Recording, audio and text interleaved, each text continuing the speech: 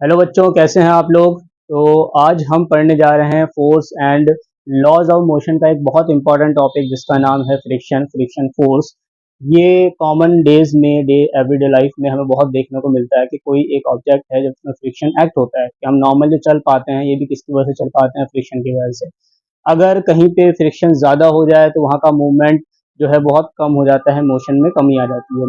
तो मतलब फ्रिक्शन जो है हमारे जो हम चल रहे हैं, अगर ये स्लिपरी सरफेस है, फ्रिक्शन ना हो तो हम फिसल जाएंगे। ठीक है, तो फ्रिक्शन होना भी चाहिए, लेकिन अगर ज्यादा फ्रिक्शन हो जाएगा तो हमें चलने में दिक्कत होगी और चीज मूवमेंट कराने में किसी जो मशीनरी पार्ट्स है वहां फ्रिक्शन ज्यादा हो जाए तो उनका मोशन ठीक से नहीं हो पाएगा। तो इसलिए एक इसका सेंटेंस आता है, friction is a necessary element, जो आप लोग बहुत पहले से पढ़ते हुए आ रहे हो, जानते हुए आ रहे हो। ठीक है, तो friction is a necessary evil. ठीक है, ये तो एक नॉर्मल सी एक बात है, जो एक कॉट है जो कहा जाता है फ्रिक्शन के बारे में, फ्रिक्शन एक नेसेसरी एविल है। इसका मतलब क्या है, फ्रिक्शन एक जरूरी बुराई है।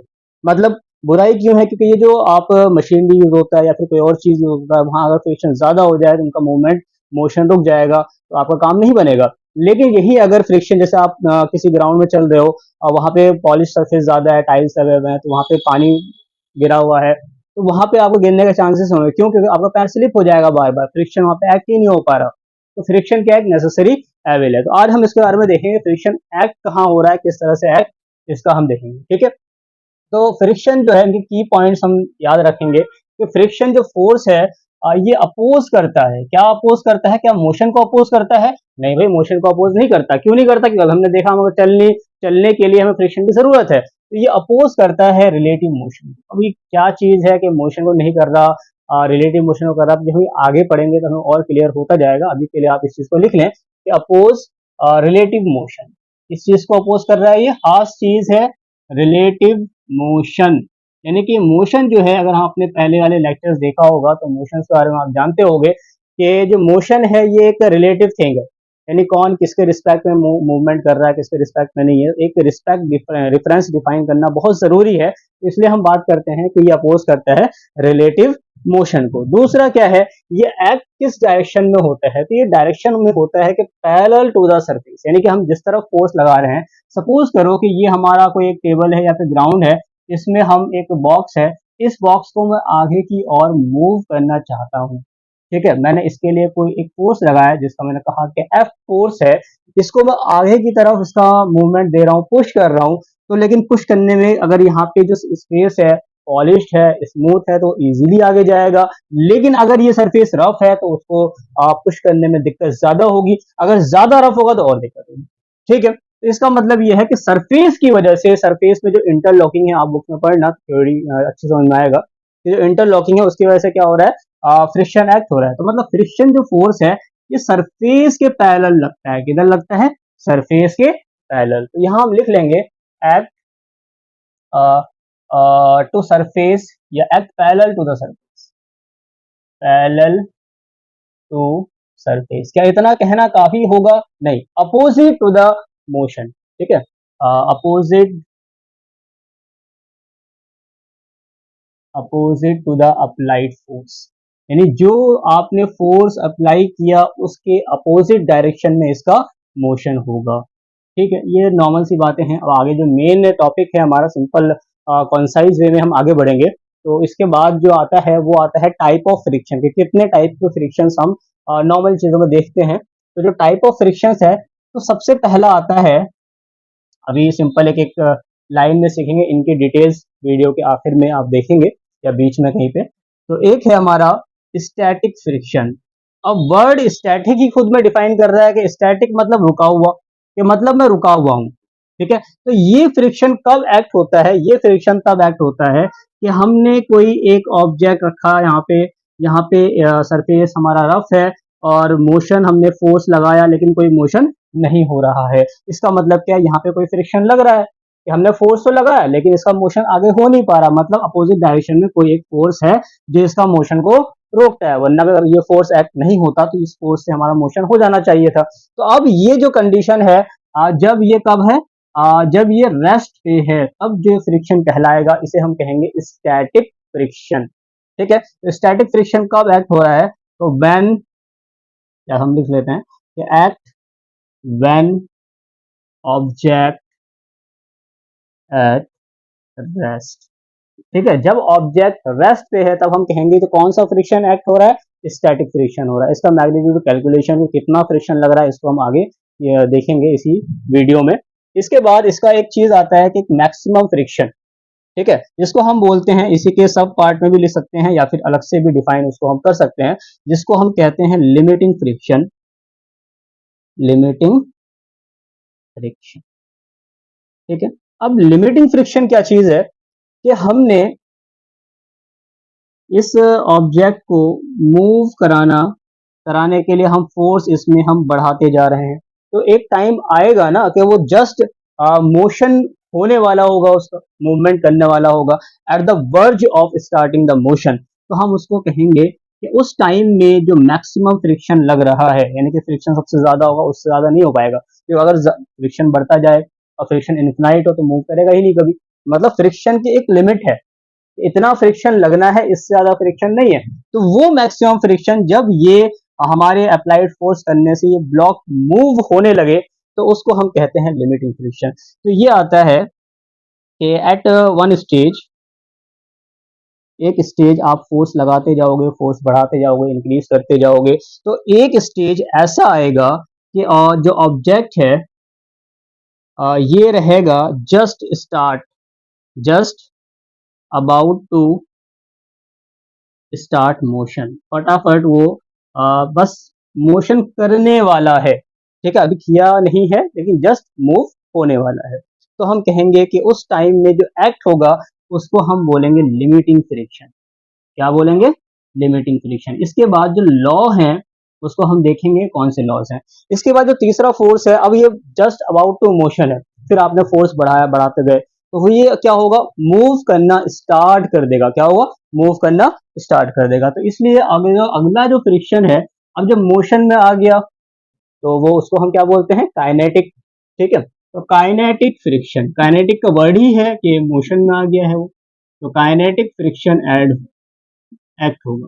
ठीक है, तो ये कब एक्ट हो रहा है? Act on object when it start motion, जब ये मोशन स्टार्ट कर ले तब हम कहते हैं कि ये काइनेटिक फ्रिक्शन है। ठीक है, अब एक लॉ है जिसको हम कहते हैं लॉ ऑफ लिमिटिंग फ्रिक्शन। इसको पढ़ने के बाद हम स्टैटिक फ्रिक्शन में दोबारा आएंगे और समझेंगे कि स्टैटिक फ्रिक्शन का नेचर कैसा है और किस तरह से हम इसको निकाल सकते हैं। ठीक है, तो अब जो लॉ ऑफ लिमिटिंग फ्रिक्शन है वो कुछ इस तरह से है। लॉ ऑफ लिमिटिंग फ्रिक्शन क्या है ये? Law of limiting friction, limit समझते हो कि मैक्सिमम एक लिमिट होती है हर चीज की, तो लॉ ऑफ लिमिटिंग फ्रिक्शन। तो क्वांटिटेटिवली, यानी कि उसका अगर हम मैग्नीट्यूड निकालने की बात करें, क्वांटिटेटिवली, क्वांटिटेटिव मतलब क्या है? क्वांटिटी निकालना है, मतलब उसका मैग्नीट्यूड हम कैलकुलेट करना चाह रहे हैं। तो quantitatively,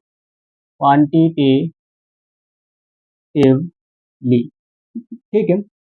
frictional force small F से डिफाइन कर डिनोट करते हैं। Frictional force directly proportional to normal. अब नॉर्मल क्या चीज है?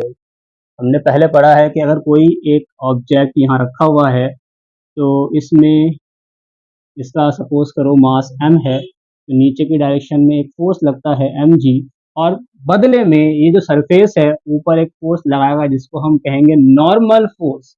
तो नॉर्मल का कैलकुलेशन उसके जो वर्टिकली इक्विलिब्रियम है उस कंडीशन से हम नॉर्मल की कैलकुलेशन निकाल लेंगे। ठीक है, लेकिन अब ये जो नॉर्मल आएगा इस पे डिपेंड कर रहा है लॉ ऑफ, यानी कि लिमिटिंग फ्रिक्शन। तो इसी को हम कहते हैं कि लॉ ऑफ लिमिटिंग फ्रिक्शन है। अब ये प्रोपोर्शनलिटी साइन अगर हम हटाएंगे तो ये आ जाएगा कि F is equal to mu N. अब ये म्यू क्या चीज है? तो म्यू को हम कहते हैं कॉफिशिएंट ऑफ फ्रिक्शन। ठीक है, ये हर सरफेस का अलग अलग होगा, कॉफिशिएंट ऑफ फ्रिक्शन। तो अब ये तो क्वांटिटेटिवली है। अब इसकी थ्योरी में क्या है? जो लॉ ऑफ लिमिटिंग फ्रिक्शन से इससे कुछ पॉइंट्स हैं जो हमें याद होने चाहिए। वो पॉइंट्स कुछ इस तरह से हैं कि सबसे पहला, independent of area of contact, यानी कितना area independent of apparent area of contact, यानी कि एक टाइम पे कितना एरिया जो है सरफेस के कांटेक्ट में आ रहा है, apparent area of contact to the surface. ठीक है, इसके इंडिपेंडेंट है अनटिल, कब तक, until the normal reaction is same, जब तक इसका नॉर्मल रिएक्शन में चेंजेस नहीं आ रहा, यानी कि नॉर्मल जो फोर्स है वो क्या होना चाहिए, सेम, क्योंकि डिपेंडेंसी देखो आप, नॉर्मल पे डिपेंडेंसी कर रहा है, तो एरिया की तो बात हम कर नहीं रहे, तो अपेरेंट एरिया बदले उससे मतलब नहीं है, लेकिन उसका नॉर्मल क्या होना चाहिए, सेम होना चाहिए, अपेरेंट एरिया नहीं होना, ठीक है। दूसरा पॉइंट जो है वो ये है कि ये जो है डायरेक्शन, डायरेक्शन तो वही फ्रिक्शन का रहेगा, तो direction to the opposite to the starting या मोशन या वर्ज ऑफ मोशन, यानी किस तरफ मोशन होने वाला है उसके अपोजिट, या फिर आप सिंपली आप कह सकते हो ये डायरेक्शन जो है ये अपोजिट होगा टू अप्लाइड फोर्स, यानी जिस तरफ आपने फोर्स अप्लाइड किया उसी तरफ मोशन होगा, ठीक है, अपोजिट टू अप्लाइड फोर्स, या मोर करेक्टली आप लिखोगे तो मोशन के अपोजिट रहेगा। तीसरा पॉइंट जो है, क्या किसी और चीज पे फ्रिक्शन डिपेंड कर रहा है, हाँ भाई डिपेंड कर रहा है नेचर पे, ये जो म्यू जो दिखाता है ये नेचर को दिखाता है, यानी नेचर का मतलब क्या है कि हर सरफेस का जो नेचर है वो अलग है, एक रफ सरफेस होगा उसका उसमें फ्रिक्शन ज्यादा एक्ट होगा, नॉर्मल तो उसका भी सेम हो सकता है, वो ब्लॉक तो उतना ही रहेगा, अगर मैं उसे एक स्मूथ सरफेस में रखूं तो उसमें फ्रिक्शन अलग लगेगा, लेकिन एक रफ सरफेस में रखा जाए तो फ्रिक्शन अलग आएगा, ठीक है मेरे भाई। तो अब क्या करेंगे हम इसमें, ये जो म्यू है ये डिफाइन करता है कि उस सरफेस का जो नेचर है वो कैसा है, तो इसमें डिपेंड करता है कि नेचर ऑफ सर, ठीक है, ठीक है, तो नेचर ऑफ सरफेस, तो अभी जो कॉफिशिएंट ऑफ फ्रिक्शन है इसको भी निकालना हमें आना चाहिए, कि अगर कभी हमें फ्रिक्शन पता हो, नॉर्मल पता हो, तो हम कॉफिशिएंट ऑफ फ्रिक्शन किस तरह से हम निकाल सकते हैं उसको भी हमें पता होना चाहिए, और हमें पता है लॉ ऑफ लिमिटिंग फ्रिक्शन से हमें पता चल गया कि वहाँ जो एफ है डायरेक्टली प्रोपोर्शनल टू एन है, तो इसका मतलब क्या हुआ कि F is equal to mu N, तो इसमें जो म्यू आया यही आपका कॉफिशिएंट ऑफ फ्रिक्शन है, तो सिंपल, कोई चीज है ही नहीं इसमें मुश्किल वाली बात, आप प्रैक्टिस करेंगे, एक दो बार करेंगे, पढ़ेंगे, समझ में आ जाएगा आपको। तो mu is equal to F by N, F क्या है, फ्रिक्शन डिवाइड बाय नॉर्मल, वही आपका क्या है, म्यू है, कोएफिशिएंट ऑफ फ्रिक्शन। अब इन केस अगर ऑब्जेक्ट लिमिटिंग केस में है, यानी कि स्लाइडिंग में आ रहा है, तो मैक्सिमम स्लाइडिंग की बात करेंगे हम, तो जो मैक्सिमम स्लाइडिंग फ्रिक्शन होगा या फिर स्टैटिक फ्रिक्शन, सॉरी, मैक्सिमम, अभी म्यू एन है, एफ बाई एन है, ठीक है, म्यू एन क्या है, एफ बाई एन, तो जो मैक्सिमम स्टैटिक फ्रिक्शन, जो लिमिटिंग फ्रिक्शन है उसके लिए हम कॉफिशिएंट को म्यू एस ही लिखेंगे, या फिर जो काइनेटिक फ्रिक्शन है, क्या करेंगे, काइनेटिक फ्रिक्शन, तो जो काइनेटिक फ्रिक्शन है,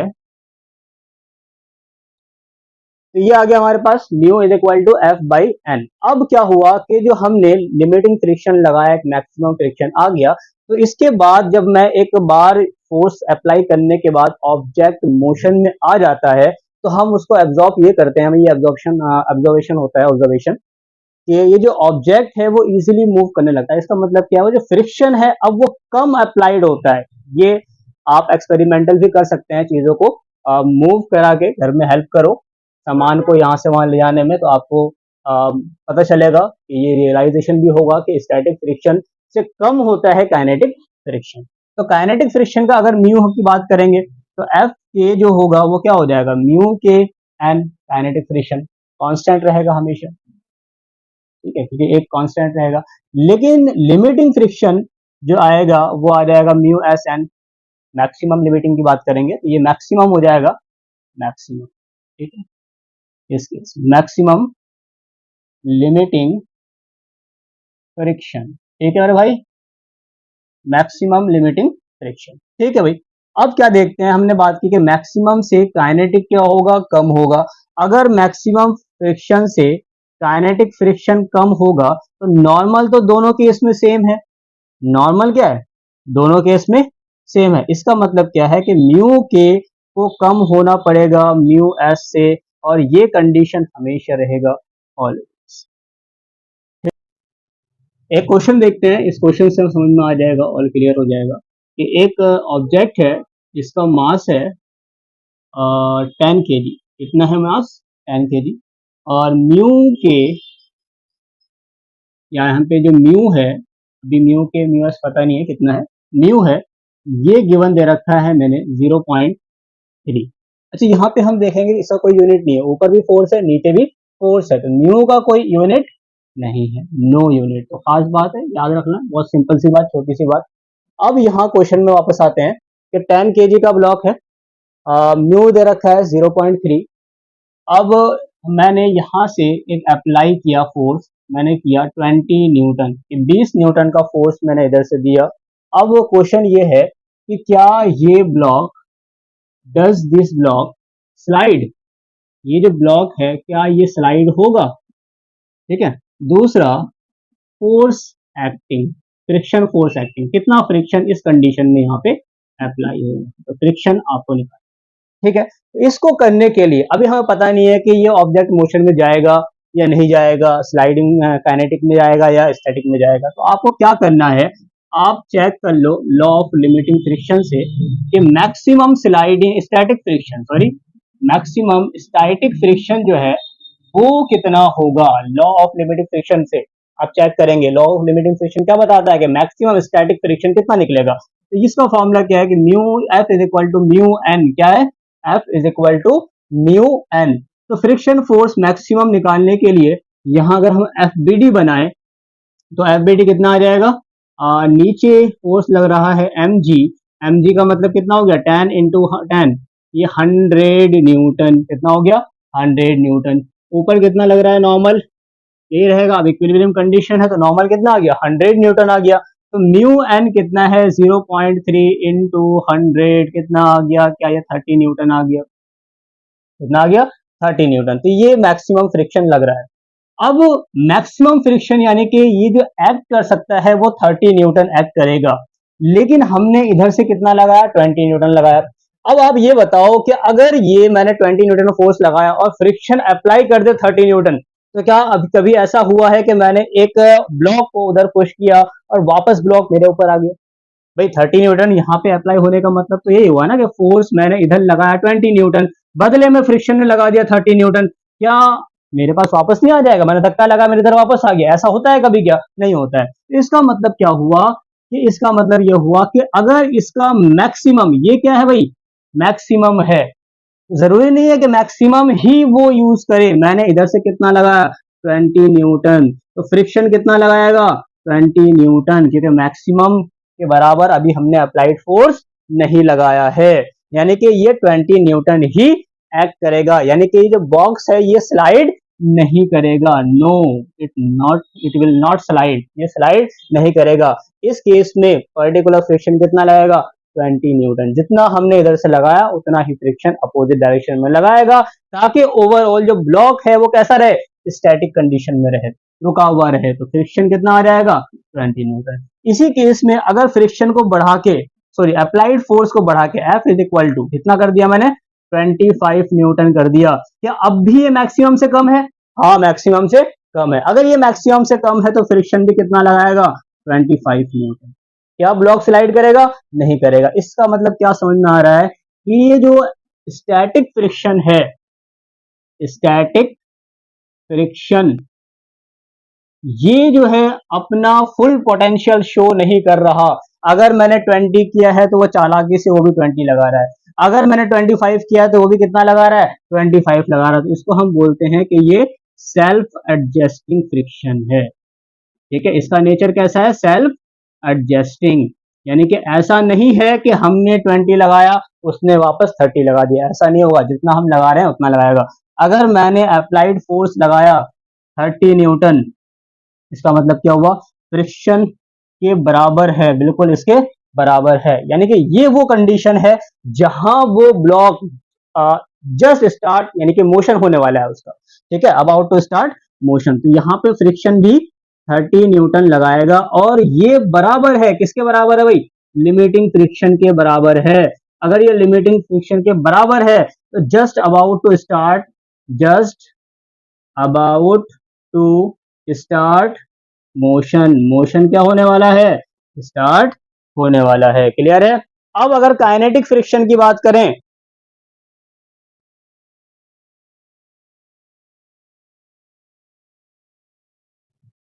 अब अगर काइनेटिक फ्रिक्शन की बात करें तो जैसे ही मैंने अप्लाइड फोर्स इस पर्टिकुलर कंडीशन में 35 न्यूटन कर दिया, 35 न्यूटन कर दिया। अब अगर मैं स्टैटिक फ्रिक्शन से ही देखूं तो स्टैटिक फ्रिक्शन मैक्सिमम वाला लिमिटिंग फ्रिक्शन कितना है 30 न्यूटन। मैंने फोर्स कितना अप्लाई किया 35 न्यूटन, यानी कि लिमिटिंग फ्रिक्शन के केस से इधर आ रहा है 30 न्यूटन, मैंने फोर्स अप्लाई किया है 35 न्यूटन। तो हाँ, ये क्या कर जाएगा, ब्लॉक मूव कर जाएगा। ठीक है, अब ऑटोमेटिकली बाय थ्योरेटिकल हम जानते हैं कि जो काइनेटिक फ्रिक्शन होता है वो स्लाइटली लेस होता है, यानी कि जैसे ही आपने मोशन स्टार्ट हो गया तो जो फ्रिक्शन होगा एफ के वो थोड़ा सा स्लाइटली लेस हो जाएगा। वो 30 न्यूटन ना रह के हो सकता है कि 29.8 हो जाए या 29.5 हो जाए। वो डिपेंड करता है कि उसका म्यू के कितना गिवन है, म्यू के ये कितना है। अब इसका म्यू कितना है 0.3 है, इसका म्यू के हो सकता है 0.29 हो। तो इस तरह से म्यू के कम हो जाएगा, तो म्यू कम होगा तो फ्रिक्शन भी क्या हो जाएगा, कम एक्ट होगा। क्लियर है यहाँ तक? ठीक है, अब इसका एक ग्राफ जो बहुत इंपॉर्टेंट है, पूरे थ्योरी से हमें ये समझ में आएगा, जो हमने पूरा लेक्चर बनाया पढ़ा आपने देखा अच्छे से, तो उसमें ये समझ में आया कि अगर हम इधर से फोर्स अप्लाई करें, ये अप्लाइड फोर्स है, ये क्या है मेरे भाई, अप्लाइड फोर्स है। इधर क्या लग रहा है, इधर लग रहा है आपका फ्रिक्शन। ठीक है, अब यहां तक की कंडीशन में अगर मैं देखूं कि 1 न्यूटन, इस कंडीशन में आप देखो कि मैक्सिमम फ्रिक्शन कितना है 30 न्यूटन। आपने 1 न्यूटन फोर्स लगाया, वो भी कितना लगाएगा फ्रिक्शन, 1 न्यूटन लगाएगा। आप 10 न्यूटन लगाओगे वो भी कितना लगाएगा, 10 न्यूटन। आप 20 लगाओगे वो भी कितना लगाएगा, 20। मतलब डायरेक्टली प्रोपोर्शनल है, तो सीधा स्ट्रेट लाइन कि जितना फ्रिक्शन है उतना जाएगा, एक टाइम पे मैक्सिमम पे पहुंचेगा। मैक्सिमम पे पहुंचते ही फिर ये मोशन करना स्टार्ट हो जाएगा। जब मोशन करना स्टार्ट हो जाएगा तो काइनेटिक वर्ड आएगा, तो काइनेटिक फ्रिक्शन क्या होगा, थोड़ा सा कम हो जाएगा। यानी कि इसका ग्राफ कुछ इस टाइप का बन जाएगा। जो काइनेटिक फ्रिक्शन मैक्सिमम उतना ही रहेगा तो वो कांस्टेंट रहेगा। तो यहां तक जो फ्रिक्शन है इसको हम कहते हैं स्टैटिक फ्रिक्शन। क्या कहते हैं, स्टैटिक फ्रिक्शन। ये जो मैक्सिमम वाला दिख रहा है ये है हमारा लिमिटिंग फ्रिक्शन। लिमिटिंग फ्रिक्शन को हम मैक्सिमम स्टैटिक फ्रिक्शन भी कह सकते हैं। ये क्या है, लिमिटिंग फ्रिक्शन। अब ये जो ग्राफ दिख रहा है यानी इसके करस्पॉन्डिंग जो हमें फ्रिक्शन मिलेगा वो क्या मिलेगा, काइनेटिक फ्रिक्शन। तो काइनेटिक फ्रिक्शन जो है मैक्सिमम लिमिटिंग फ्रिक्शन या फिर मैक्सिमम स्टैटिक फ्रिक्शन से क्या होगा, कम होगा। तो ये ग्राफ है जो काफी इंपॉर्टेंट